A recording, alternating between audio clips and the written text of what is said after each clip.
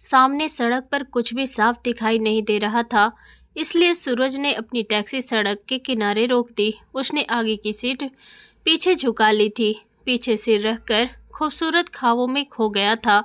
बाहर तेज तूफानी बारिश हो रही थी, इसलिए सूरज ने टैक्सी को सड़क के एक किनारे खड़ा कर दिया था। उसे पता था कि अब रोड पर बहुत सारा पानी जमा हो जाएगा और ऐसी हालत में घर पहुंचना लगभग नामुमकिन होगा। वैसे भी उसका घर काफ़ी दूर था, लेकिन उसे गाड़ी खराब होने का ज़्यादा डर था। इस समय उसकी जेब में इतने पैसे भी नहीं थे कि वह गाड़ी ठीक करवा सके, इसलिए उसने गाड़ी एक तरफ खड़ी करने का तय किया। सूरज घर देर से भी पहुंचता तो क्या फ़र्क पड़ने वाला था। वैसे भी ऐसा कौन था उसका जो घर पर उसका इंतजार कर रहता। ना कोई बीवी ना बच्चे जो उसकी राह देखते। सूरज तो अकेला ही रहता था और बेवजह जल्दी करके कोई मुसीबत मोल नहीं लेना चाहता था। सूरज ने सीट पूरी पीछे कर दी और आराम से लेट गया। सिर पर टोपी रखी और फिर जल्द ही उसकी आंख लग गई। जहां पर उसने गाड़ी खड़ी की थी वो रास्ता बिल्कुल खुला और साफ था, लेकिन वहां अजीब सी शांति थी। सूरज अभी अभी एक परिवार को शहर से बाहर उनके घर छोड़कर वापस लौट रहा था। उन्हें तो छोड़ आया, लेकिन लौटते वक्त बारिश ने कहर बरसा दिया। वहां पर इतनी जोरों शोरों से तूफानी बारिश बहुत कम ही होती थी, लेकिन जब होती थी तो सब कुछ उजाड़ देती थी। आज भी वैसे ही बारिश हो रही थी और ऐसे मौसम में सवारी मिलना नामुमकिन लग रहा था, इसलिए सूरज कोई रिस्क ना लेते हुए गाड़ी साइड में लगाई। सूरज बस गहरी नींद में जाने ही वाला था कि तभी उसकी टैक्सी की खिड़की पर जोरों की दस्तक हुई। सूरज ने सिर से टोपी हटाकर बाहर देखा तो एक लड़की पूरी तरह बारिश में भीगी हुई खड़ी थी। उसके कपड़े जगह जगह से फटे थे। वह एकदम घबराई हुई सी लग रही थी। बाल बिखरे हुए, होठों पर लिपस्टिक, आंखों के नीचे फैला हुआ काजल। शायद रोने की वजह से उसका काजल पूरा फैल गया था। वह बहुत ही डरी हुई लग रही थी और खिड़की पर जोर जोर से हाथ मार रही थी। सूरज ने धीरे से खिड़की खोली और पूछा क्या हुआ। वो तुरंत बोली जल्दी दरवाजा खोलिए, लेकिन उसकी आवाज़ में डर साफ झलक रहा था। उसकी आंखों में नींद थी या नशा, ये तो सूरज तय नहीं कर पा रहा था, लेकिन वो लगातार रोई जा रही थी। सूरज ने झट से गाड़ी का पिछला दरवाजा खोला। वो तुरंत गाड़ी में बैठ गई और हकलाते हुए बोली जल्दी जल्दी गाड़ी चलाइए। सूरज ने पूछा कहाँ जाना है आपको। उस लड़की ने कहा बस आगे चलिए। वो बार बार पीछे मुड़कर देख रही थी, जैसे कोई उसका पीछा कर रहा हो। सूरज ने धीरे से कहा कम से कम इतना तो बताइए कि आपको जाना कहाँ है। वो घबराई हुई आवाज में बोली मुझे कुछ समझ नहीं आ रहा, मुझे नहीं पता मैं अभी कहाँ हूँ। सूरज ने उस लड़की से फिर पूछा तो क्या आप इतना बता सकती हैं कि आपको जाना कहाँ है, लेकिन उसने कोई जवाब नहीं दिया। वो बार बार अपने सिर पर हाथ मार रही थी। उसकी आंखों पर नींद और नशे का असर चढ़ता जा रहा था। वो जैसे जबरदस्ती होश में रहने की कोशिश कर रही थी। वो सोच रही थी कि उसे कहाँ जाना है, लेकिन वह पूरी तरह कंफ्यूज लग रही थी। वह लड़की अजीब सा बर्ताव कर रही थी। अचानक वो लड़की बोली वो मेरे पीछे पड़े हैं, वो मुझे नहीं छोड़ेंगे, उन्होंने मेरे कपड़े भी फाड़ दिए। इतना कहते ही वो पिछली सीट पर खुद को गिराकर लेट गई और धीरे धीरे उसकी आंखें बंद होने लगी। सूरज उसे कुछ पूछना चाहता था, लेकिन उसने कोई जवाब नहीं दिया। जब सूरज ने गाड़ी चलाना शुरू कर दिया, लड़की तो जैसे खुद पर से होश ही खो बैठी थी और सूरज एक अजीब सी उलझन में फंस गया था। वह सोच रहा था अब क्या करूं, इस लड़की को कहां ले जाऊं, क्योंकि वो तो बेहोश होकर गिर गई थी। उसने गाड़ी की स्पीड बढ़ाने की कोशिश की, लेकिन उसे पता था आगे की सड़क पर पूरी तरह से पानी भरा हुआ है और गाड़ी के फंसने के चांसेस हैं। ऊपर से वो रोड भी काफी अंधेरी थी। उसके दिमाग में बस एक ही ख्याल चल रहा था, भगवान ही जाने ये बेचारी लड़की किसके चंगुल से निकलकर भागी होगी। उसके कपड़े सचमुच जगह जगह से फटे हुए थे, कंधे पर कोई दुपट्टा भी नहीं था। सूरज ने गाड़ी रोकी और पीछे मुड़कर देखा तो लड़की के हाथों और बाजुओं पर नाखूनों के खरोच के निशान साफ दिख रहे थे। उसी तरह के खरोच के निशान उसके गले पर भी थे। सूरज ने तुरंत अपनी नज़र फेर ली, क्योंकि उसके कपड़े गले के पास से भी फटे हुए थे और उसका शरीर काफी हद तक खुला हुआ था। सूरज ने अपने ऊपर की शॉल उतारी और धीरे से लड़की को उड़ा दी। वह लड़की पीछे की सीट पर बेहोश पड़ी थी। फिर सूरज ने शॉल उसके चेहरे तक खींच दी और एक लंबी सांस ली। वो लड़की बहुत सुंदर थी, इतनी कि उसकी खूबसूरती को देखकर किसी भी भले आदमी की नीयत बिगड़ जाए। सूरज अपना सिर झटक दिया और फिर से गाड़ी चलाने लगा। तभी एक गाड़ी सूरज के गाड़ी के सामने आकर रुक गई। वो बहुत तेजी से पीछे से आई थी। सूरज को हैरानी हुई। वह सोच रहा था मेरी गाड़ी को भला कौन रोक सकता है कि तभी उस गाड़ी से दो लड़के उतरे और सूरज की गाड़ी की खिड़की पर जोर जोर से थपथपाने लगे। सूरज ने खिड़की की कांच थोड़ा नीचे की और पूछा, कौन हो तुम लोग?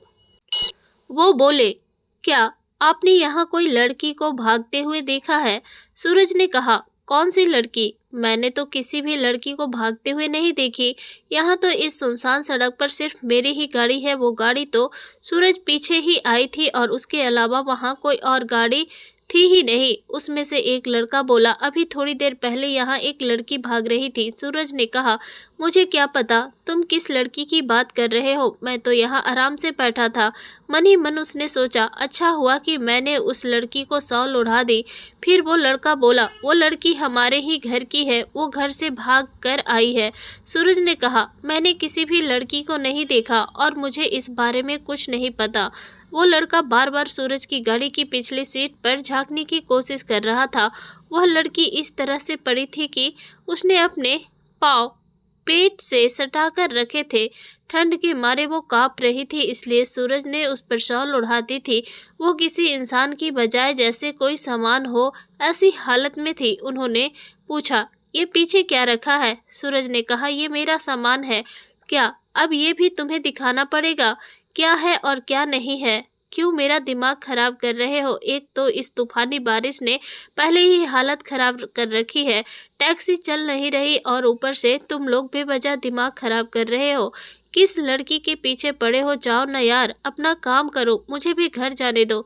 एक तो ये बेमौसम बारिश, वो भी इतनी तेज, अब घर कैसे जाऊं खुद ये भी समझ नहीं आ रहा। सूरज गुस्से में और झुंझलाकर उनसे बात करने लगा।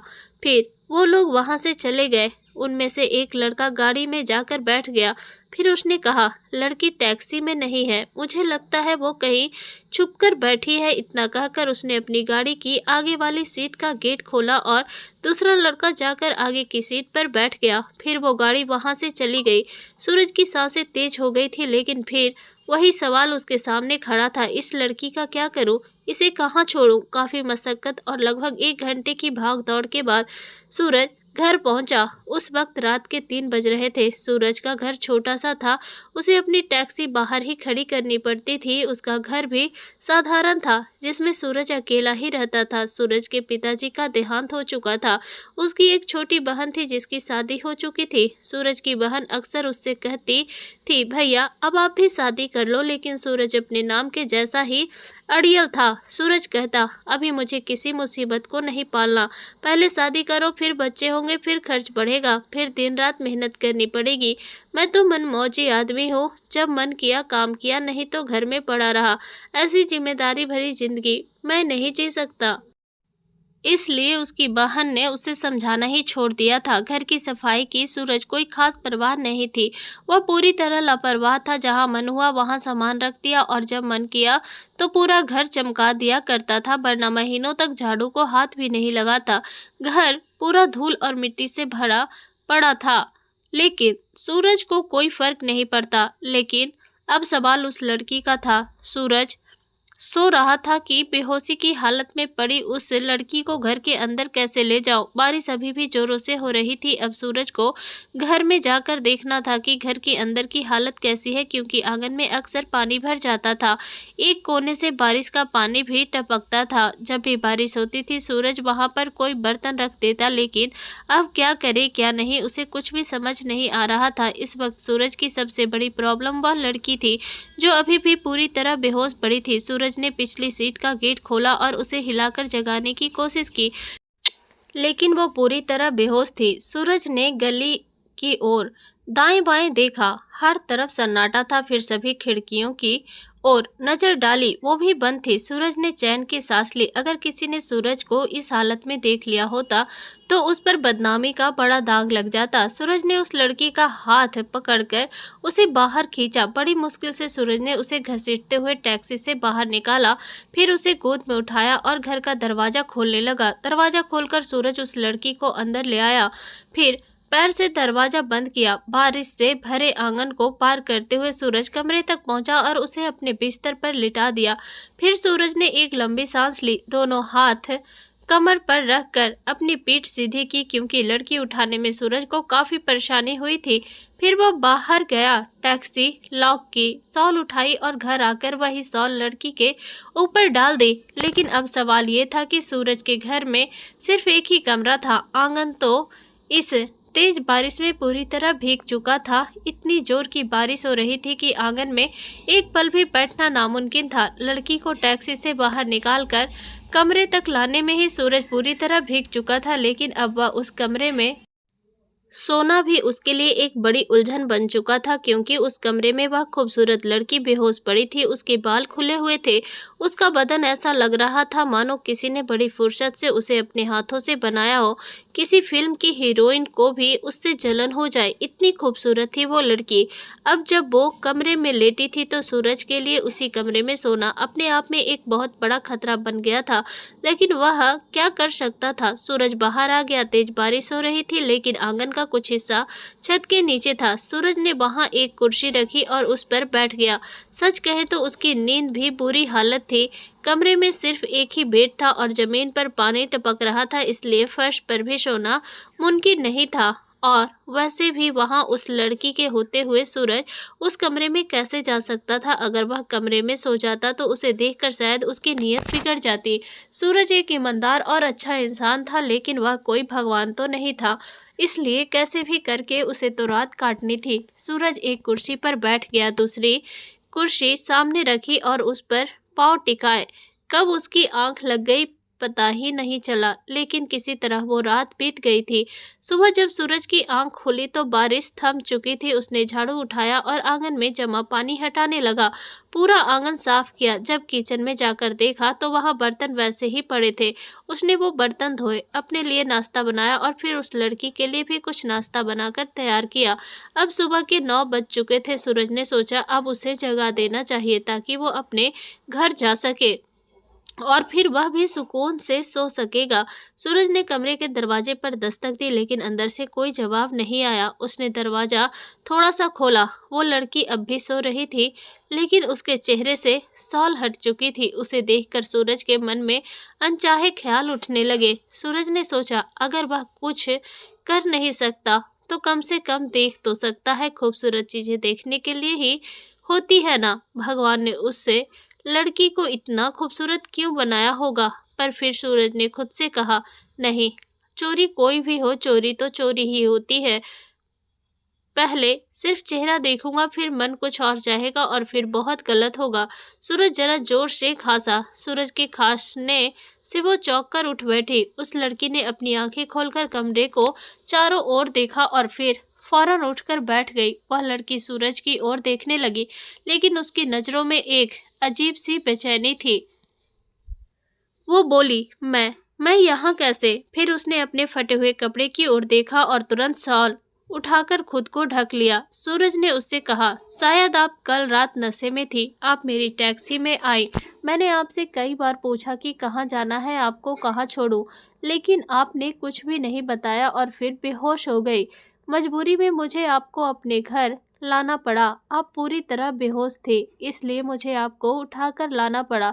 लेकिन देखिए, ये मेरी मजबूरी थी। सूरज ने सिर्फ इतना ही किया, इसके आगे कुछ भी नहीं। आप पूरी तरह से सेफ हैं। सूरज की बात सुनकर वो लड़की बहुत घबरा गई थी। सूरज ने कहा बाथरूम कमरे के बाहर है, आप चाहे तो थोड़ा फ्रेश हो लीजिए और नाश्ता कर लीजिए। मैंने नाश्ता बना दिया है। बाकी आप बस मुझे इतना बता दीजिए कि आपका घर कहाँ है, आपके गांव या एरिया के बारे में कुछ बताएं ताकि मैं आपको छोड़ सकूं। वो लड़की बोली आपके पास कपड़े होंगे ना।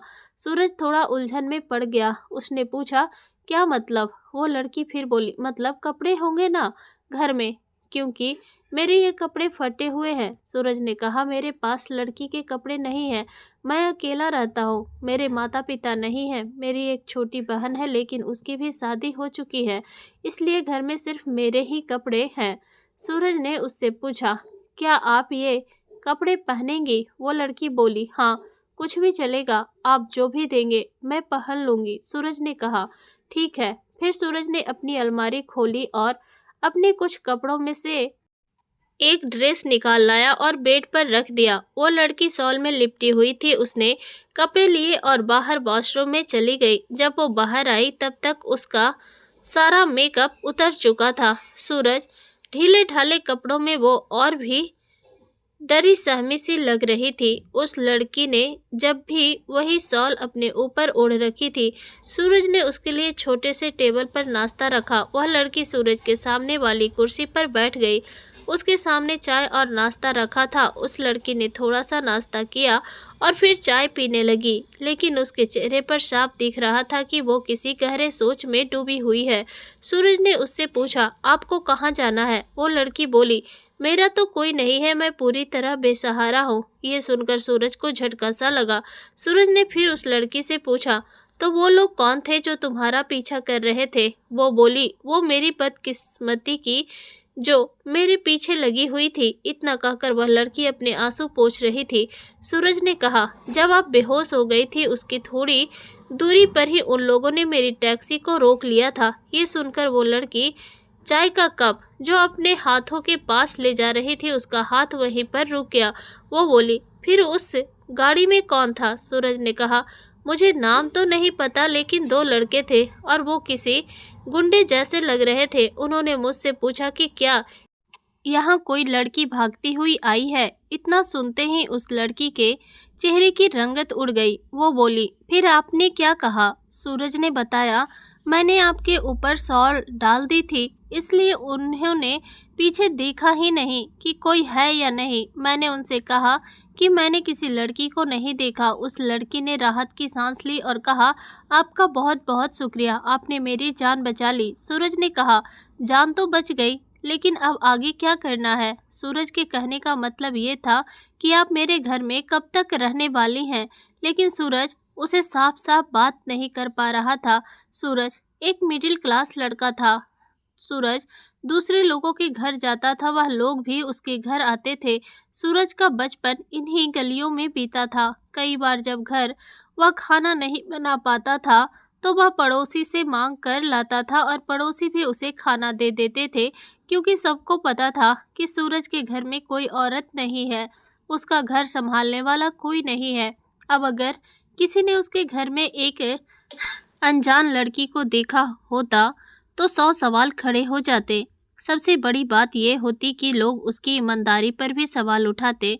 वो लड़की बोली, मैं कहाँ जा सकती हूँ? आप मुझे किसी अनाथ आश्रम में छोड़ दीजिए। सूरज ने फिर एक बार उस लड़की से पूछा, वो लोग कौन थे जो तुम्हारा पीछा कर रहे थे? वो बोली, ये मैं आपको नहीं बता सकती, प्लीज मुझसे ऐसे सवाल मत पूछिए। सूरज चुप हो गया। आगे उसने कोई भी सवाल नहीं किया।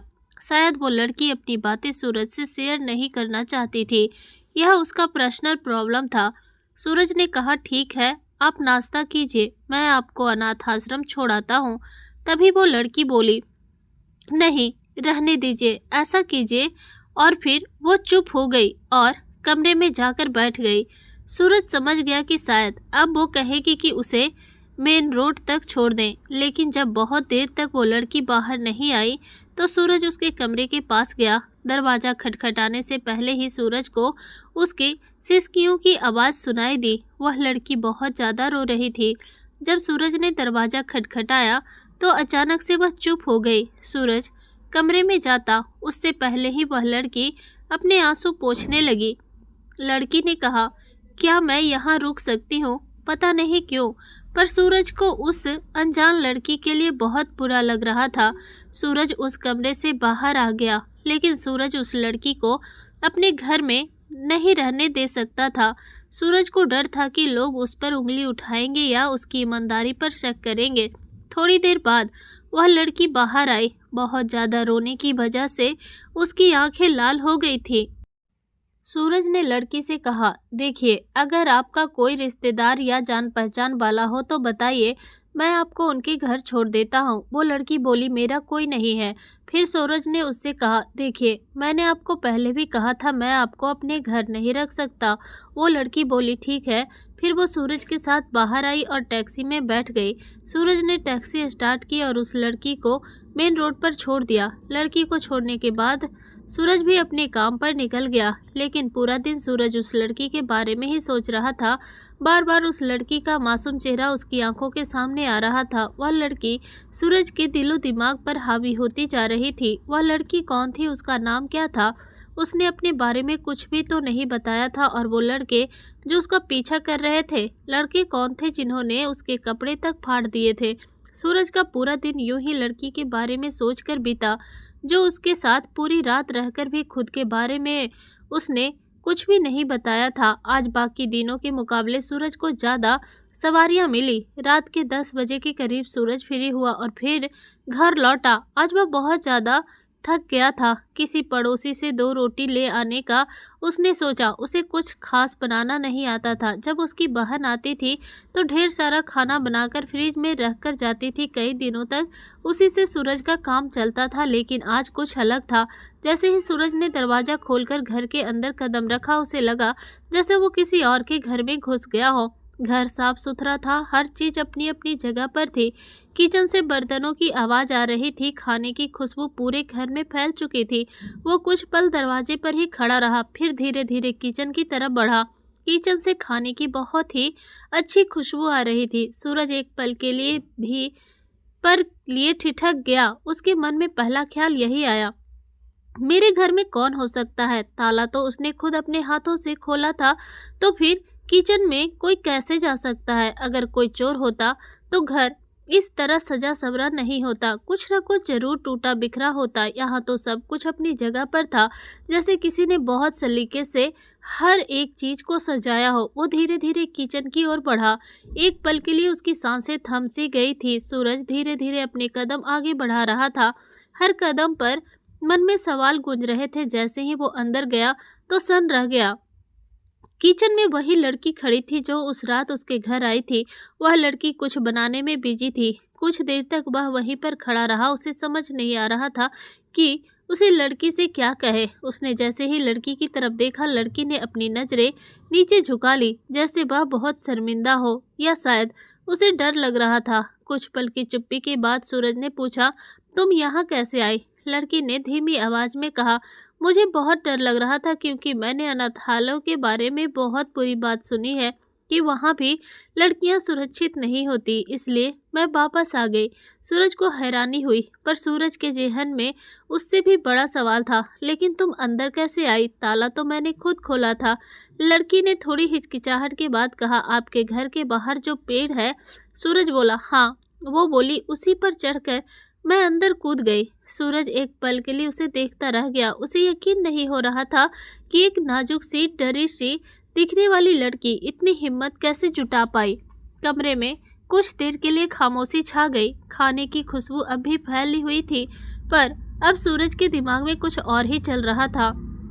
तुम बहुत ईमानदार इंसान हो, उस लड़की ने कहा। सूरज ने हल्का सा मुस्कुराकर जवाब दिया, शायद, लेकिन मैं भी एक इंसान हूँ, कोई फरिश्ता नहीं। और इस दुनिया में अगर कोई लड़का और लड़की बिना शादी के साथ में रहते हैं तो लोग तरह तरह के सवाल पूछते हैं, उन पर उंगली उठाते हैं। मुझसे भी पूछेंगे, ये लड़की कौन है? इस लड़की का और तेरा क्या रिश्ता है? तो मैं लोगों को क्या जवाब दूंगा? ये सुनते ही उस लड़की की आंखों से आंसू बहने लगे। उसकी आवाज़ कांप रही थी, मैं बहुत मजबूर हूँ, आपके सिवा मुझे किसी पर भी भरोसा नहीं है। सूरज चुपचाप खाना खा रहा था। उस लड़की ने आलू की सब्जी और रोटी बनाई थी। शायद घर में और कुछ भी नहीं था, लेकिन उसका स्वाद बेहद लजीज था। उस खाने में प्यार और अपनापन था। सूरज धीरे से बोला, देखो, इंसान कोई भी हो, जब तक वो अपना ना हो तब तक उस पर भरोसा नहीं करना चाहिए। और शायद तुम्हें पता नहीं, पर उस रात जब मैं तुम्हें बेहोशी की हालत में मेरे घर पर लेकर आया तो तुम्हें देखकर मेरी भी नीयत डगमगाई थी। लड़की ने चौंक कर सूरज की तरफ देखा। उसकी आंखों में हैरानी और चेहरे पर हल्का सा डर दिख रहा था, पर सूरज ने अपनी नज़रें फेर ली। वो अपनी बात जारी रखते हुए बोला, कल रात मेरे मन में ख्वाहिश उठी थी कि दरवाज़ा बंद कर लूँ, तुम्हारे साथ रह जाऊँ। तुम समझ रही हो ना मैं क्या कह रहा हूँ। अब लड़की के माथे पर चिंता की लकीर आने लगी थी, लेकिन सूरज की बातों में सिर्फ सच्चाई थी। सूरज ने कहा, देखो मुझे गलत मत समझना, मैं मर्द हूँ। हाँ, मैं अच्छा इंसान हो सकता हूँ, लेकिन मैं कोई भगवान नहीं हूँ। जब तुम सो रही थी तो इतनी मासूम, इतनी खूबसूरत लग रही थी कि किसी के भी मन में गलत ख्याल आ सकते थे।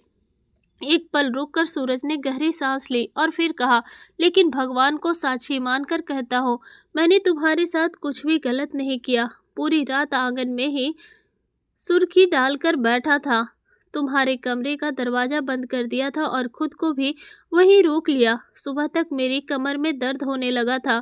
सूरज ने धीरे से आसमान की ओर देखा और धीमी आवाज़ में बोला, हर दिन ऐसी परीक्षा मैं नहीं दे सकता। आज भी आसमान में काले बादल छाए हुए हैं, क्या पता रात को फिर तेज बारिश हो जाए। जब तुम ही बताओ, अगर तुम कमरे में सोओगी तो मैं कहाँ जाऊँ? मेरे घर में तो बस एक ही कमरा है। वह लड़की गहरी सोच में पड़ गई, फिर धीरे से बोली, आप अपने कमरे में जाकर सोइए, मैं आंगन में बैठकर ही रात काट लूंगी। सूरज ने नजरें झुकाए जवाब दिया, देखो ये इस प्रॉब्लम का हल नहीं है, इस तरह तो हर रात बोझ लगने लगेगी। कुछ देर की चुप्पी के बाद सूरज ने सीधा सवाल किया, तुम मुझे बताती क्यों नहीं कि तुम कौन हो, कहाँ से आई हो, तुम्हारे साथ हुआ क्या था? वो लड़के कौन थे? लड़की की आंखों में पुराने जख्मों का नमक फिर से घुल गया। उसने कांपती आवाज में कहा, मुझे बस इतना याद है कि मैं अपनी इज्जत बचाने के लिए भागी थी, लेकिन उन लोगों ने मुझे शराब पिलाई थी, इसलिए मैं घर से तो निकल गई, पर बहुत दूर नहीं जा पाई। तभी आपकी टैक्सी देखी और मैं उसमें जाकर बैठ गई। उसके बाद क्या हुआ मुझे ठीक से याद नहीं, लेकिन जब सुबह मेरी आंख खुली तो मैं आपके घर में महफूज थी। मुझे पहली बार ऐसा लगा कि इससे ज़्यादा सुरक्षित जगह और कोई नहीं हो सकती थी। सूरज ने थोड़ी झिझकते हुए फिर पूछा, पर तुम उन लड़कों तक पहुंची कैसे? ये सुनकर लड़की का चेहरा फिर से गीला हो गया, उसका दर्द आंखों से बह निकला। मेरी माँ अब इस दुनिया में नहीं है, पापा ने दूसरी शादी कर ली थी और मेरी सौतेली माँ, वो मुझे शुरू से ही पसंद नहीं करती थी। उसने अपने ही किसी दूर के भाई से मेरी शादी तय कर दी थी। सूरज खामोशी से लड़की की बातें सुन रहा था। उसका मन उलझा हुआ था, लेकिन उसने अपने चेहरे पर वह जाहिर नहीं होने दिया। लड़की ने आगे कहा, मजबूरन मुझे मेरे पिताजी के घर से भागना पड़ा। मैं भागते भागते एक दुकान के पास आई। उस दुकान के पास दो लड़के खड़े थे और उन लड़कों से मैंने मदद मांगी, लेकिन मुझे क्या पता था कि वो भी भेड़िए निकलेंगे। कहते कहते उसकी आवाज़ भर आई। उन्होंने मदद के बहाने मुझे गाड़ी में बिठाया और शराब पिलाई। उन्होंने कहा कि ये तो सिर्फ सॉफ्ट ड्रिंक है, पर जब उन्होंने मेरे साथ कुछ गलत करने की कोशिश की, उससे पहले ही मैंने गाड़ी का दरवाज़ा खोला और जैसे तैसे करके गाड़ी से भाग निकली। तभी कुछ दूरी पर आपकी टैक्सी खड़ी थी। मैं आपकी गाड़ी में आकर बैठ गई और बस आपको गाड़ी चलाने को कहा। यही सब हुआ। सूरज ने गहरी सांस ली और फिर पूछा, तो क्या तुम्हें तुम्हारे पापा के घर छोड़ दूं? लड़की ने कुछ पल की चुप्पी के बाद उसकी आंखों में देखा और कहा, मैं आपको अब सब कुछ सच सच बताती हूँ। अगर मैं मेरे घर वापस गई तो फिर भी मेरी सौतेली माँ उस बिगड़े हुए लड़के से जबरन मेरी शादी करवा देगी। बोलते हुए उस लड़की की आवाज़ कांप रही थी, पर उसके घर वापस न जाने का उसका इरादा अभी भी पक्का था। सूरज ने धीरे से कहा, हाँ, लेकिन मैं क्या कर सकता हूँ? लड़की ने उसकी आंखों में देखकर कहा, बस आप मुझे अपने घर में रहने दीजिए। सूरज थोड़ी देर तक उसे देखता रहा और फिर कुछ सोचकर बोला, मैं तुम्हें यूं ही मेरे घर में रहने की इजाज़त नहीं दे सकता। अगर मुझे तुम्हें अपने घर में रखना है तो तुम्हें मुझसे शादी करनी होगी। उसे लड़की ने हैरानी से कहा, वो क्यों? सूरज ने गहरी सांस ली और कहा, इस एरिया में मेरी बहुत इज्जत है। अगर मैं किसी अनजान लड़की को यूं ही अपने घर में रखूंगा तो लोग उंगली उठाएंगे और मेरी बदनामी होगी। लड़की ने एक बार फिर सूरज की ओर देखा और फिर धीरे से बोली, ठीक है, मैं आपसे शादी करने के लिए तैयार हूँ। सच कहें तो वह लड़की बेहद खूबसूरत थी। उसका नाम प्रिया था। सूरज भी यही चाहता था कि वो हाँ कर दे, और अब जब उसने हामी भर दी तो सूरज के दिल में एक अलग ही लहर दौड़ रही थी। फिर सूरज ने अपनी छोटी बहन को बुलाया। जब वह आई तो सूरज ने उसे प्रिया की पूरी सच्चाई बता दी। सूरज की बहन ने कुछ नहीं कहा, बस सहमति में सिर हिला दिया और अपने पति को बुलाने गई। थोड़ी ही देर में 4-5 लोग इकट्ठा हुए। वही तय हुआ कि सूरज की शादी प्रिया से होगी। सूरज की बहन ने सूरज से कुछ पैसे लिए, प्रिया के लिए शादी का जोड़ा और रोजमर्रा के कपड़े लेने के लिए मार्केट चली गई। करीब 2 घंटे में वो सारा सामान लेकर लौट आई। उसी शाम सूरज और प्रिया की शादी हो गई। गली की कुछ औरतों को बुलाया गया, उनके लिए खाना बनवाया गया। सबको यही बताया गया कि प्रिया सूरज की बहन की कॉलेज की फ्रेंड है जो अब बेसहारा हो चुकी है और उसकी बहन ने ही यह रिश्ता पक्का करवाया है। शादी के बाद सूरज की बहन ने एक गहरी सांस लेते हुए उससे कहा, कोई भी हो, लेकिन तूने शादी की, इसका मतलब तूने उसका साथ निभाने का वादा किया। तेरे लिए मैं बहुत खुश हूँ। शाम ढलते ही सब अपने अपने घर लौट गए। सूरज जब कमरे में गया तो प्रिया दुल्हन की तरह सज धज कर कमरे में चुपचाप बैठी थी, लेकिन अभी भी उसकी आंखों में कुछ खालीपन था, जैसे वह सूरज पर अभी भी भरोसा नहीं कर पा रही थी। सूरज ने दरवाजा बंद किया तो प्रिया थोड़ा और सिमट कर बैठ गई। कमरे में सिर्फ एक ही बेड था और अब दोनों की जिंदगी की एक नई शुरुआत होने वाली थी। सूरज धीरे से उसके पास जाकर बैठ गया। दोनों के बीच एक अजीब सी खामोशी थी जो बहुत कुछ कह रही थी। सूरज ने धीरे से उसकी ओर देखा और कहा, अगर तुम्हें लगे कि इस रिश्ते में अब भी कुछ अधूरा है तो मैं इंतजार करूंगा, लेकिन अगर तुम्हें लगे कि अब हम इस रिश्ते में आगे बढ़ सकते हैं तो मैं हमेशा तुम्हारा हाथ थामे रहूंगा। प्रिया ने पहली बार मुस्कुराते हुए उसका हाथ अपने हाथ में लिया। तुम्हारा साथ ही मेरे लिए सब कुछ है सूरज। तुमने जो इज्जत दी है ना, उसके लिए मैं तुम्हारा दिल से शुक्रिया अदा करता हूँ। वो धीरे धीरे उसके और करीब आया, लेकिन फिर भी एक सवाल उसकी आंखों में था, क्या मैं? प्रिया ने उसकी उलझन को पढ़ लिया और खुद अपनी आंखें बंद कर ली। और फिर पहली बार उन्होंने एक दूसरे को उस एहसास के साथ छुआ जो भरोसे से पैदा होता है, ना कि मजबूरी से। बाहर जोरों की बारिश हो रही थी और अंदर दो दिल एक दूसरे में भीग रहे थे। उस रात कमरे कोई शोर नहीं था, बस उन दोनों के सांसों की नर्म सी सरगोशी थी। दोस्तों, मुझे उम्मीद है कि आपको हमारी कहानी पसंद आई होगी। अगर कहानी पसंद आई हो तो वीडियो को लाइक करें। अगर आप चैनल पर नए हैं तो चैनल को सब्सक्राइब जरूर करें और हाँ, नोटिफिकेशन बेल जरूर दबाएं ताकि अगला अपडेट आपको सबसे पहले मिले। धन्यवाद।